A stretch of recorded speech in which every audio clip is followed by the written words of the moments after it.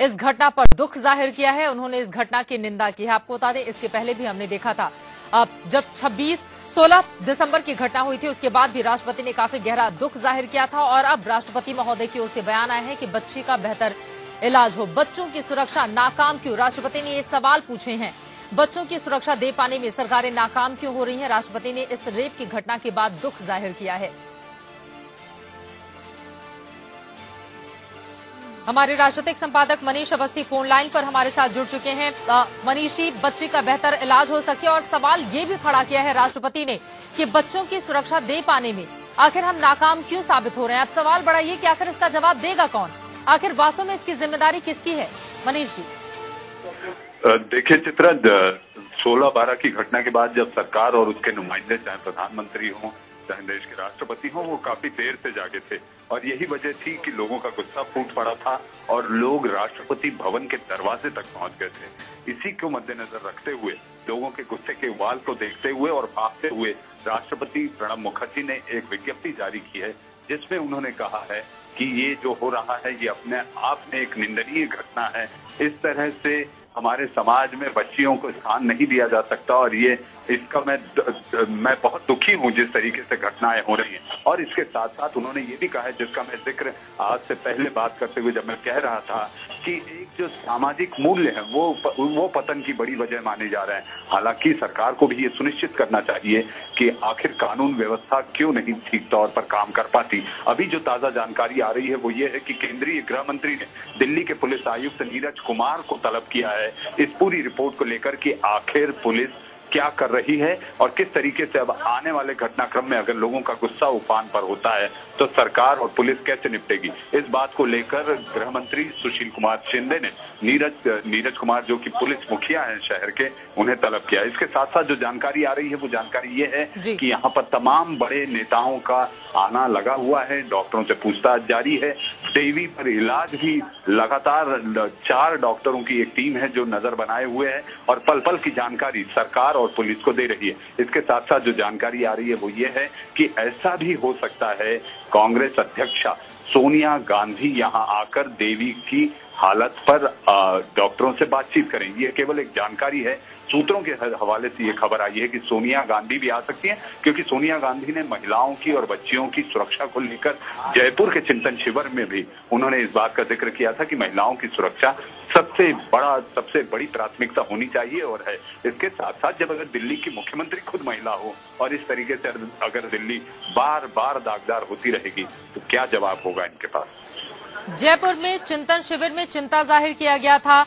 केंद्र में सरकार कांग्रेस की है, दिल्ली में सरकार कांग्रेस की है। अब सवाल बड़ा ये उठ रहा है कि आखिर जिम्मेदारी मनीषी आखिर होगी किसकी? और क्या हम ये मानकर बैठ जाएं कि दरअसल ये एक ऐसा मर्ज बन चुका है जिसका इलाज और जिसकी दवा हमारे पास नहीं है?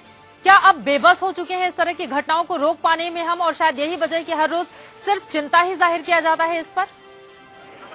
देखिए, चिंता जाहिर करना ये तो एक औपचारिक बात हो जाती है, लेकिन कोई ठोस अगर नहीं हो पा रहा है और इस तरह की घटनाओं पर सरकार लगाम नहीं कस पा रही है तो मुझे ऐसा लगता है कि ये सरकार के लिए चिंता का ही विषय नहीं होना चाहिए, बल्कि सरकार की जवाबदेही भी बनती है, जिसको लेकर एक कमीशन बनता है। कमीशन की महीने भर में रिपोर्ट आ जाती है, उसको लेकर कैबिनेट में थोड़ा उहापोह होता है, लेकिन हाँ, बाद में वो कानून को पास कर दिया जाता है। लेकिन ऐसी स्थिति में ये कानून का लागू कर उसे अंजाम तक पहुंचाना, ये भी जिम्मेदारी सरकार और जुडिशरी की है। और मुझे ऐसा लगता है कि अब इस घटना के बाद देवी की लगातार बनी नाजुक हालत को देखते हुए मुझे ऐसा लगता है कि सरकार नींद से जाग उठी है। 16/12 की घटना ने सरकार को झकझोरा था, जिसके बाद सरकार जागी थी, लेकिन मुझे ऐसा लगता है अब सरकार की नींद ही उड़ गई।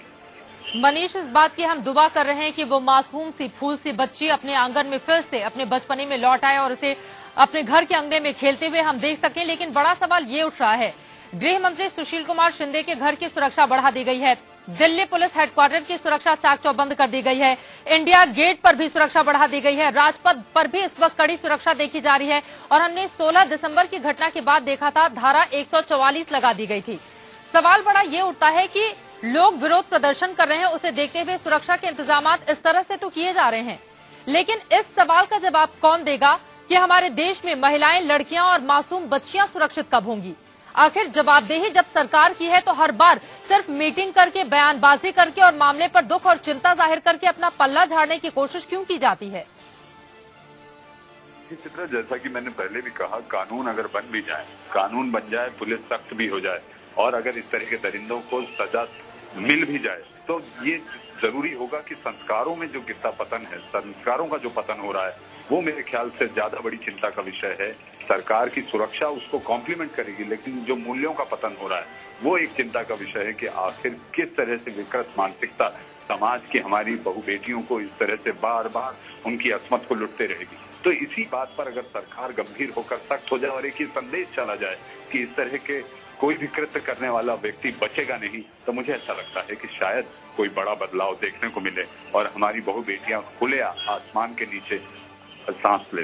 बिल्कुल उसी बदलाव के बयार के इंतजार में हम सभी हैं मनीष। काश वो दिन जल्दी आए जब हम अपने देश में दम ठोक कर कह सके कि हमारे देश में हर एक महिला, हर एक बच्ची और हर एक लड़कियां सुरक्षित हैं, लेकिन वो दिन आएगा कब, इसी बात का इंतजार इस वक्त पूरा देश कर रहा है। फिलहाल के लिए शुक्रिया आपका, आगे भी जानकारी आपसे हम लेते रहेंगे।